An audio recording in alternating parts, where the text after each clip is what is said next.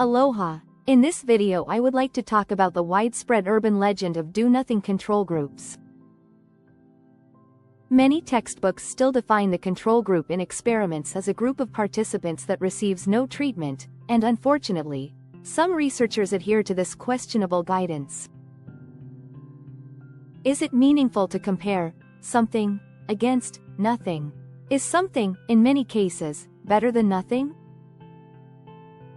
Often, researchers who are invested in the success of their treatment or the validity of their theory opt for a do-nothing control group or an obviously inferior comparison group. In plain terms, they set up the comparison to fail. Consider the following two experiments. Engineer A wants to test the engine performance of a Porsche 911 and compares it to a Toyota Corolla. Engineer B wants to test the engine performance of a Porsche 911 and compares it to a Ferrari. By common sense, most people would dismiss the first benchmark as absurd and approve of the second as fair. Now, let's look at another pair of experiments. Researcher A uses video lectures with AI avatars as the treatment and compares them to conventional textbooks in the control group. Researcher B uses video lectures with AI avatars as the treatment and compares them to video lectures with human narrators in the control group. What researcher A did is strikingly similar to what engineer A did.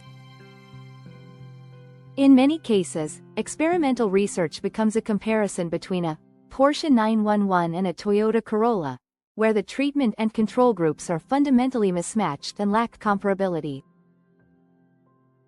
While highlighting the lack of evidence-based research and decision-making in education, Slavin referenced a real-life example.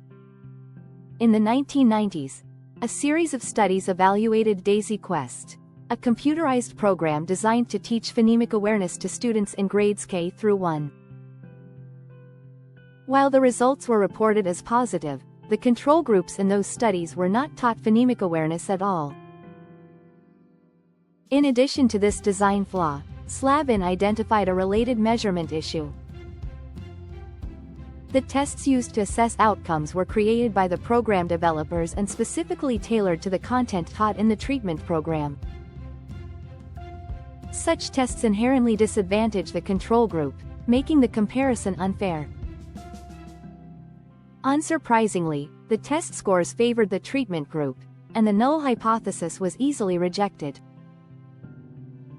Moreover, the ethics of clinical research demand equipoise, a state of genuine uncertainty on the part of the researcher about the effectiveness of each treatment in a trial.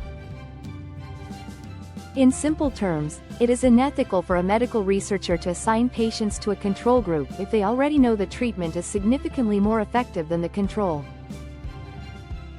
In health science research, a stopping rule is typically applied. When a treatment demonstrates significant healing effects, the trial should be halted early to allow the control group access to the more effective treatment. A well-known example is the study investigating whether aspirin could prevent myocardial infarction, MI.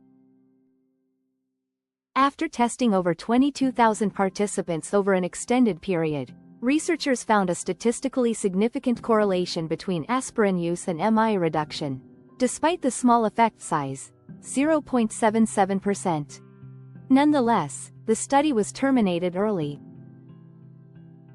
Similarly, psychological and educational researchers should refrain from conducting studies where the control or comparison group is clearly inferior to the treatment group, as it is unfair to deny participants in the control group access to potentially better interventions.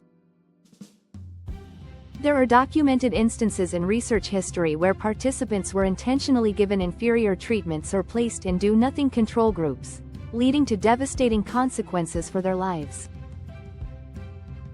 AZT research for HIV in developing countries during the 1990s is an infamous example. In trials testing the effectiveness of antiretroviral drugs to prevent mother-to-child transmission of HIV, researchers in some developing countries used placebo control groups instead of the existing standard treatment in wealthier nations.